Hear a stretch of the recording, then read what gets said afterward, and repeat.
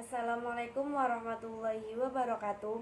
Perkenalkan, saya Elisa Agatha Rofiani, mahasiswi Manajemen Dakwah semester 5, Fakultas Usuluddin Adab dan Dakwah IAIN Pekalongan, dengan NIM 3618013.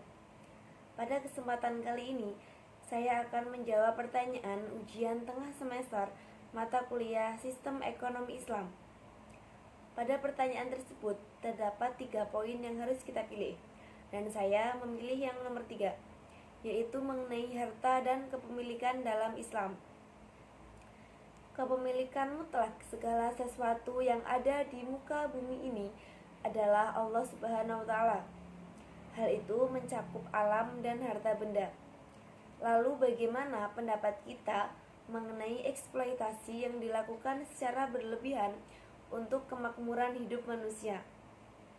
Dan juga bagaimana menurut pendapat kita seseorang yang menghalalkan segala cara untuk memenuhi kehidupan harta di dunia ini? Menurut pendapat saya kurang setuju dengan adanya eksploitasi yang dilakukan secara berlebihan, karena hal itu biasanya merusak alam secara besar-besaran hanya untuk kepuasan atau kemakmuran hidup manusia.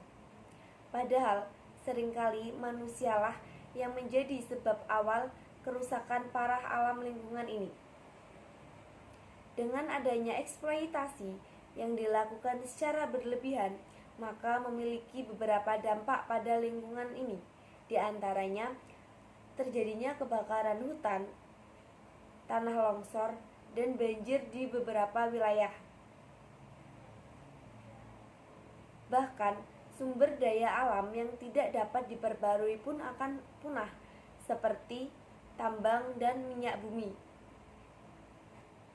Adanya alam seharusnya bisa digunakan untuk kemanfaatan kehidupan manusia. Dalam istilah Islam, rahmatan lil alamin mencakup seluruh makhluk hidup dan alam. Jadi tidak hanya berpihak kepada manusia saja, karena manusia dan alam merupakan satu kesatuan yang tidak dapat dipisahkan.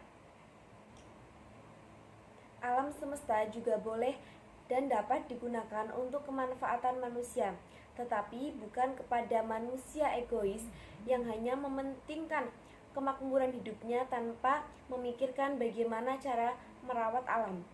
Karena sesungguhnya alam itu hanya perlu dijaga dan dicintai oleh jiwa-jiwa yang mengerti, bukan hanya kepada mereka yang hanya mengambil sumber daya alam sebanyak-banyaknya tanpa mau menjaga.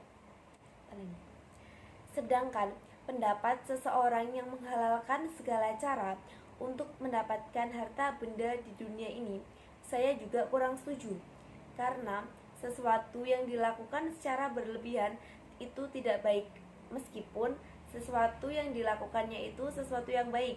Apalagi sesuatunya itu kurang baik dan dilakukan secara berlebihan, itu sudah pasti tidak baik. Karena kita hidup di dunia hanya sementara. Tujuan dari kehidupan kita ialah alam akhirat yang harta tersebut tidak akan kita bawa sampai ke sana. Jadi kita harus menyeimbangi antara kehidupan dunia dan kehidupan akhirat. Biasanya orang yang melakukan segala cara untuk mendapatkan harta seringkali seringkali meremehkan urusan akhirat. Dia tidak peduli apakah cara yang digunakan, cara yang dilakukan untuk mendapatkan harta itu merupakan cara yang halal ataupun tidak. Mereka egois terhadap diri sendiri dan terhadap nafsunya yang ingin memiliki harta benda yang banyak. Mungkin itu saja dari saya. Mohon maaf apabila ada beberapa kata yang kurang tertata dan kurang berkenan. Wallahu muwaffiq ila aqwamit thoriq. Wassalamualaikum warahmatullahi wabarakatuh.